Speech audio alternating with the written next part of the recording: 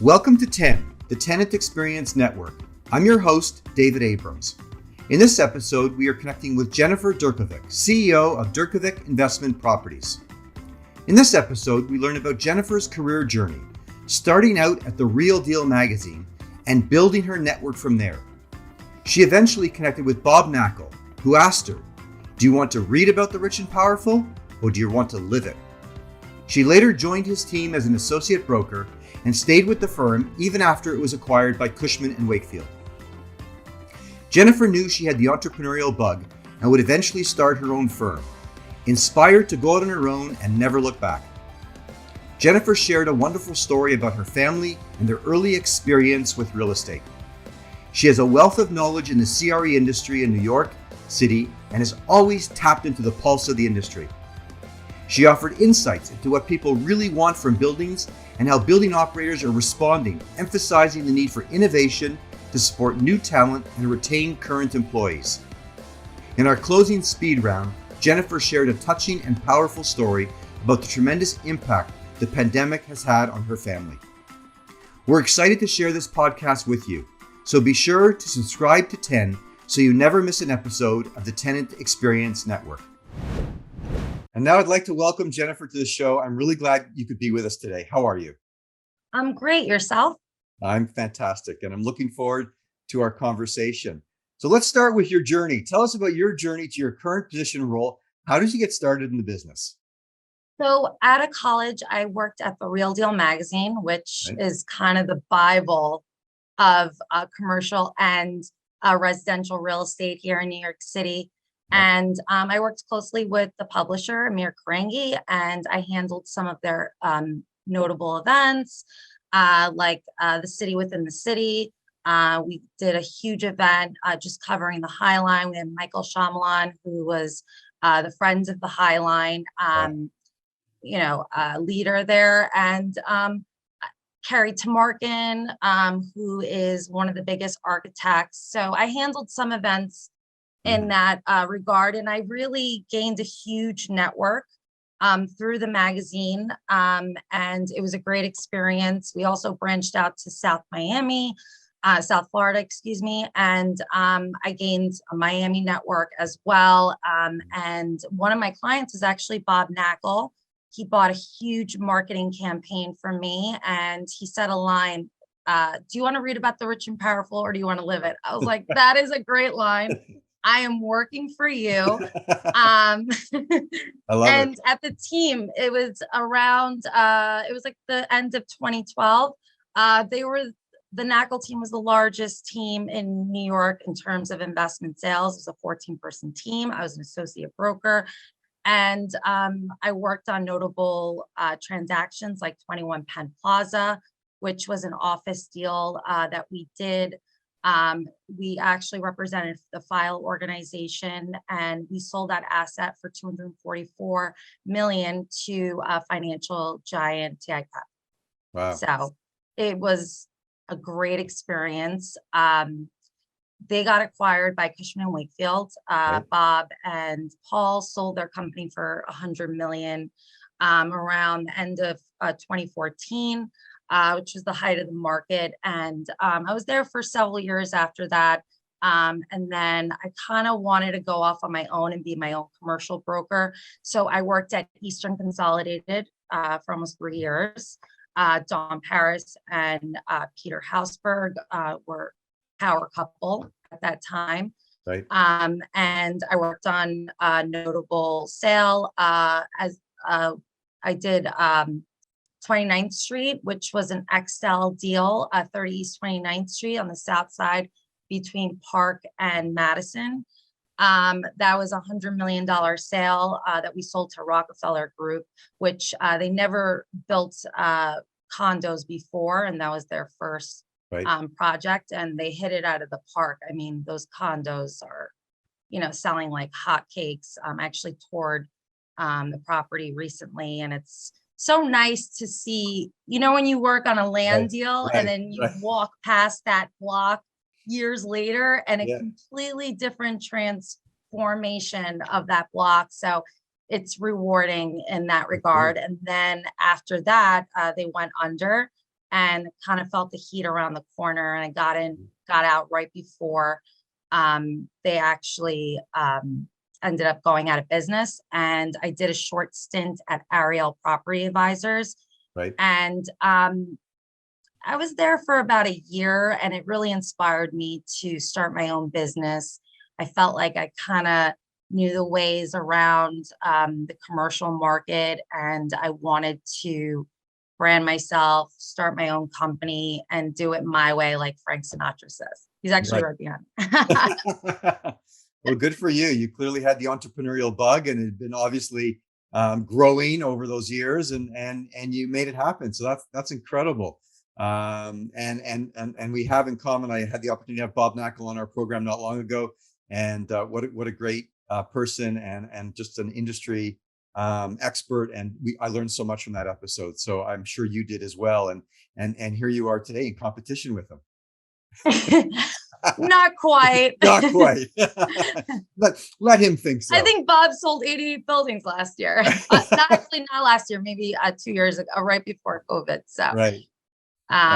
He's a legend, and it was a complete honor to be on his team. I learned a lot. Amazing. So why do you think you were so uniquely suited to this opportunity? What helped you to be so successful? Skills, mentors, likely colleagues, books. What do you attribute your success to? Could I go back in time a little bit with my family? So my dad and his brothers, they immigrated from Croatia. Mm-hmm. They moved to the Bronx. It was around 1969. And, that's when the Twin Towers were being built, Trump's on the scene. It was the city was in distress. So my dad was an elevator operator. His brothers were supers. And there was a Bronx landlord that saw something in them. They worked hard, and they knew the buildings inside and out. And he said, why don't you buy some buildings with me, in undesirable areas like Northern Manhattan at that time, the Bronx, dicey areas. And you could buy a building for like $90,000 then. Right.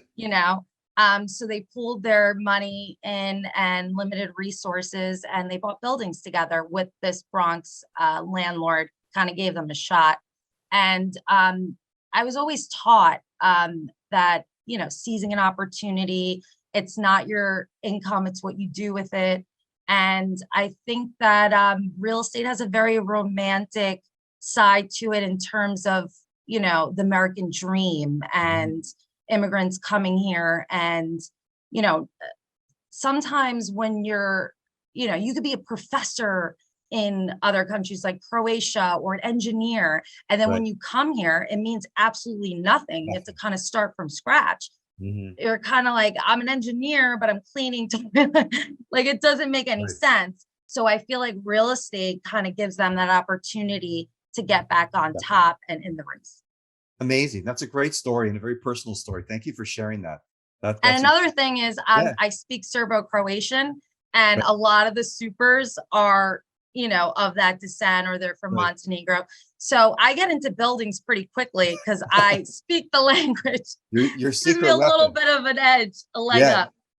Amazing. Your secret weapon, right? Exactly. Love it.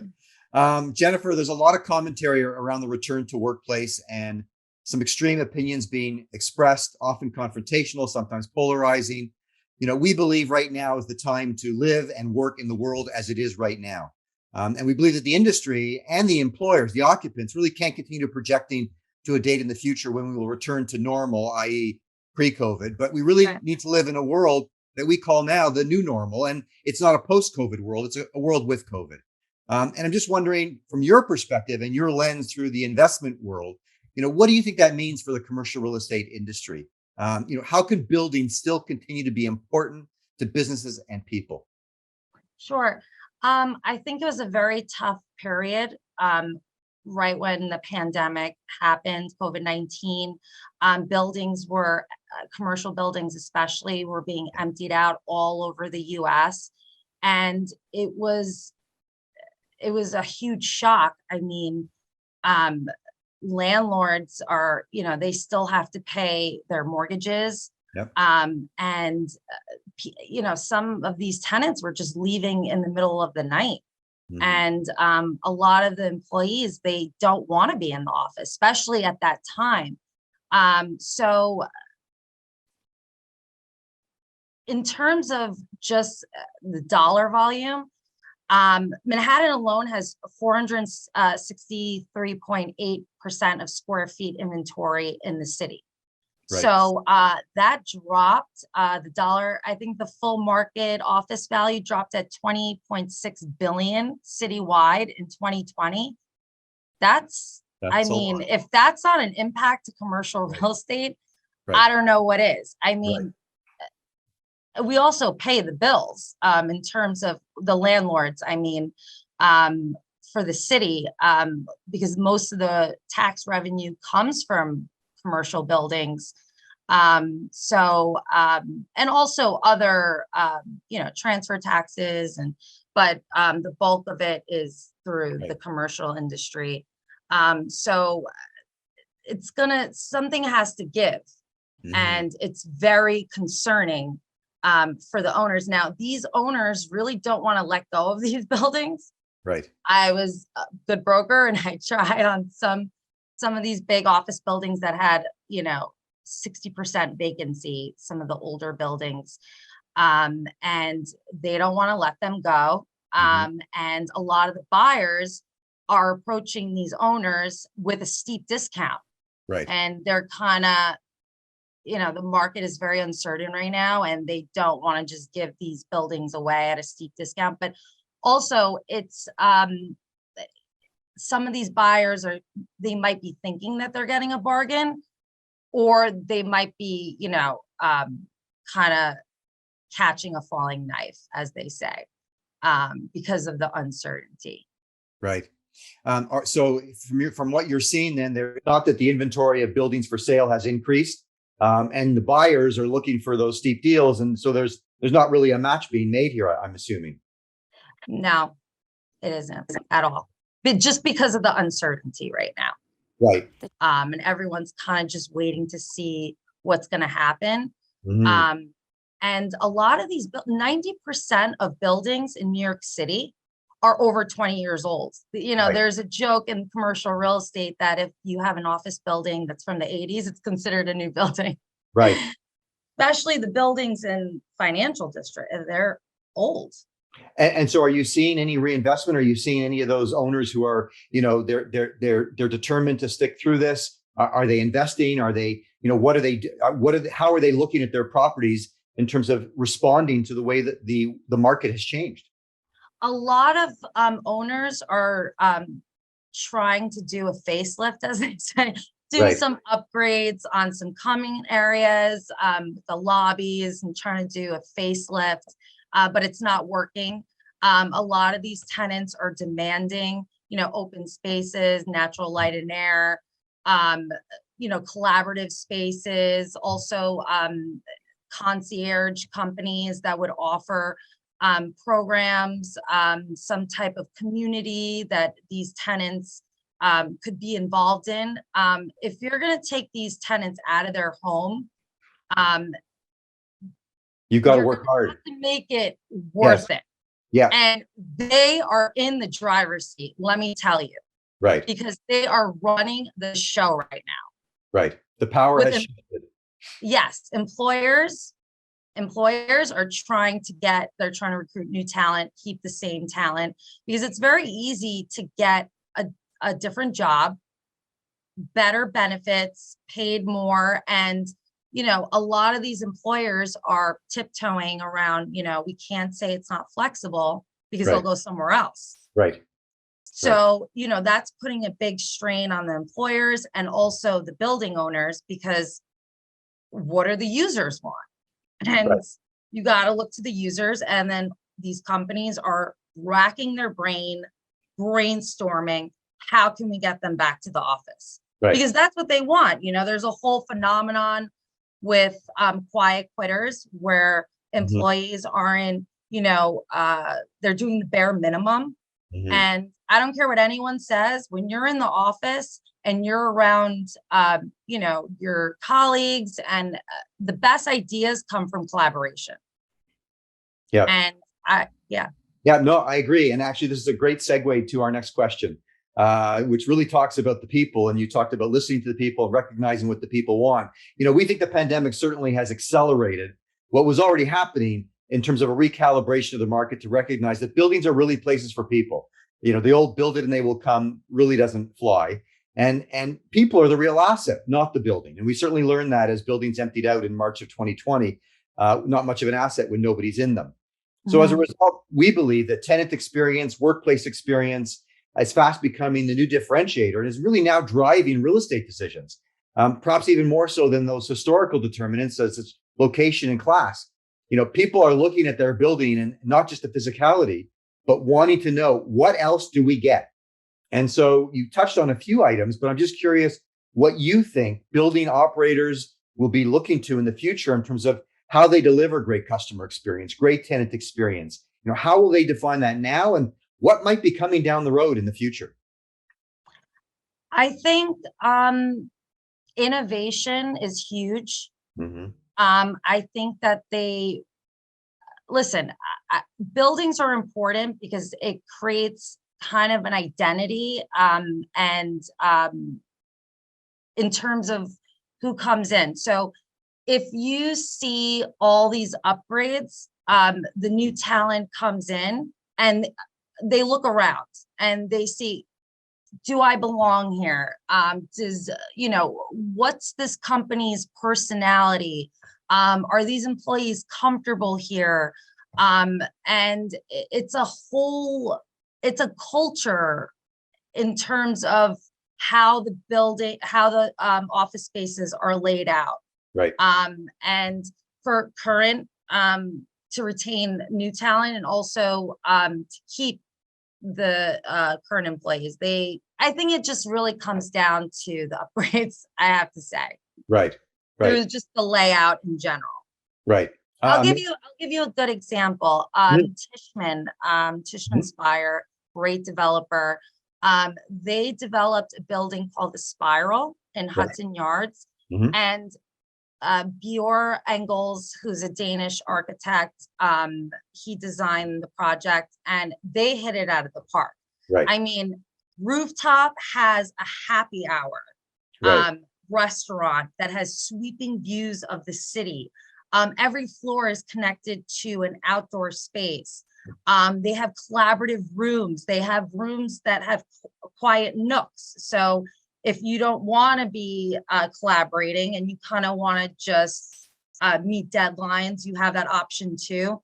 Right. Employees want to feel like they have the option to reach their whole potential in terms of, the quiet nooks, the collaborative, and also just having natural light and air is huge. Especially, we went through that whole pandemic. They want ventilated properties. I think you spoke about flexibility in terms of where people work, but I think they want that same flexibility in terms of the different spaces within the building when they work. When they do come to the building, you're right. At one point, they might want to be out on a patio. At one point, they might want that quiet room. At one point, they might want that collaborative space or co-working space. And I think it poses many challenges and many opportunities. And I think the more innovative and the more creative building operators can be, and then helping to create a way in which their occupants, their customers can now interact with all these new spaces, I think is going to be key. Yeah, and it also drives productivity. Absolutely. Okay, Jennifer, let's take a short break and we'll be right back. Sure. This episode of 10 is proudly brought to you by Hilo. Hilo is a rapid deployment workplace engagement platform for the hybrid world that enables building operators to connect to their tenants, whether they are at work, at home, or anywhere in between. We are in the midst of a seismic shift in the evolution of the workplace. Now more than ever, it's clear that the most important asset of a building is the people. Commercial real estate leaders recognize that tenants and employees want new kinds of spaces, services, and amenities to support having the flexibility to work from anywhere. Workplace engagement solutions that connect hybrid working people to buildings no matter where they are have become a major differentiator as buildings compete to retain current tenants and attract new ones. Hilo empowers building operators to meet this challenge. To learn more about Hilo and schedule a demo, visit hiloapp.com. We are back with Jennifer Djurkovic, CEO of Djurkovic Investment Properties. Again, I'm really glad you could be with us today. Living through a pandemic has been so challenging for so many people, but it's also provided an opportunity from our perspective to be better, do better, and build something better. We can no longer use COVID as an excuse. So I'm wondering if you can share any details about your business or some part of your business that is now being reimagined to reflect the reality of where we are today. So I think, Zoom was a huge, I never used Zoom before the pandemic. Right. I love going into landlords' offices. But I think in terms of hitting volume, it was great. I mean, and also connecting with people overseas. And so that gave me a huge advantage there in terms of hitting volume and connecting with those clients. Amazing. Thank you. Our closing speed round is an opportunity to get to know you a little bit better on a personal level. So I'm curious if you can share one way in which the pandemic has changed your outlook on life. So my father actually passed away from COVID. Sorry. Early on. Thank you so much. Yes. And that was, it destroyed my family at first. And we didn't know what was happening. And, we couldn't even go into the hospitals. And my dad was very healthy, 73 years old, very active. And I mean, he would walk faster than me. I wouldn't even be able to keep up with him on the street. So, for 3 weeks, I mean, I was listening to Frank Sinatra, drinking scotch for breakfast. And I was like, you know what, Dad wouldn't want this for me. And I feel that he gave up so much to, move to this country. He sponsored a lot of people to America to live that American dream that he did, that he accomplished. So I have such a need to justify that sacrifice. My brothers and sisters do too. So we're just trying to make him proud, and we are his legacy. Oh, thank you. That's amazing. Thank you for sharing that. That's amazing. And it's so sad. And as I mentioned earlier about the impact of COVID on so many, and you've experienced that firsthand. So I have some family friends, and my brother-in-law lost his friend that was only 38 years old, healthy as well. So it was definitely a very difficult, emotional time. But I'm happy that when the vaccine came out, it was just such a breath of fresh air, no pun intended. And I just really urge everyone to get vaccinated. So we're really fully back. So. Amazing. Thank you. What travel destination do you miss most? Probably Croatia. I haven't been since actually college. So that's definitely, I haven't been to Europe since. I've been to Miami. I haven't traveled much. I've been to Miami for work. I was selling some land down there. I was working on a huge assemblage. So yeah, soon. That's definitely on my list. All right. And anything new on your bucket list that you'd like to experience? Dubai. Okay. Yeah. So another travel destination. Yes, I heard that there's so many cranes. Construction is at an all-time high there. And actually, Dubai was a very safe place to go during COVID. It was very safe. It was very clean. They followed all the protocols.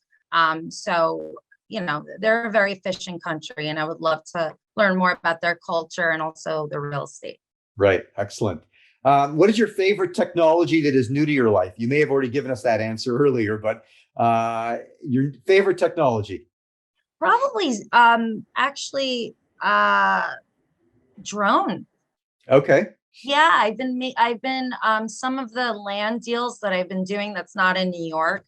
Right. I hired drone companies to kind of do an aerial and also highlight some of the landmarks in the area. And I kind of make it, since licensing, I can use James Bond Right. background music. I wish, but Right. I put some music and I, Target acquired. I try to make it like very James Bond mini Right. movies to excite investors to invest outside of, just in other states. Very cool. And what is your personal choice for days spent in person with your colleagues versus working from anywhere? In person. In person? Yes, I think that that's when you really have a connection with your clients and also, again, to collaborate. And I think that's when you reach your full potential, when you aren't just, in an office by yourself. I think it's very important to interact Right. with, because that's when the best ideas are born, right? Absolutely. Absolutely. Jennifer, I want to thank you so much for joining us today on the program. It's been a great conversation. New York is my favorite North American city. So all to speak about New York, I just love. I'll be in New York in the middle of October for the Pre-Tech Conference. Perhaps we can connect then. And I just look forward to this being the first of many conversations to come. So thanks for joining us. Of course. I'm so excited to keep the conversation going. And is there, if I could say one thing? Yes, of course. Eric Adams, I think, is doing such an excellent job. All my clients love him. He's big in the real estate industry. And I know that he's very close with the new governor, Huckle. And I think they're going to really bring unity to the city. And what's better than that? A governor and a mayor getting along, and especially with fighting crime.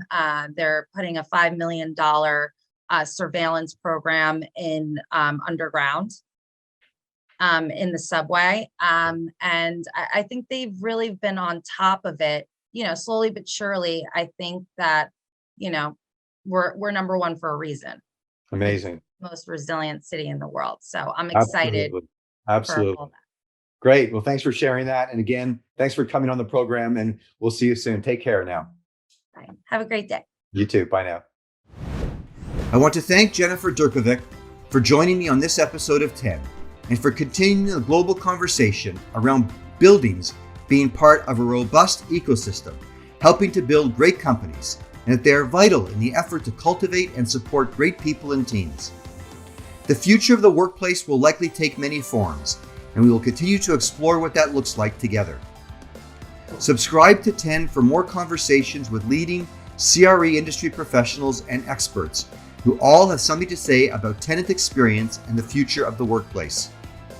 We love hearing from you, so if you enjoyed this episode of 10, please share your rating and review us through your preferred podcast provider.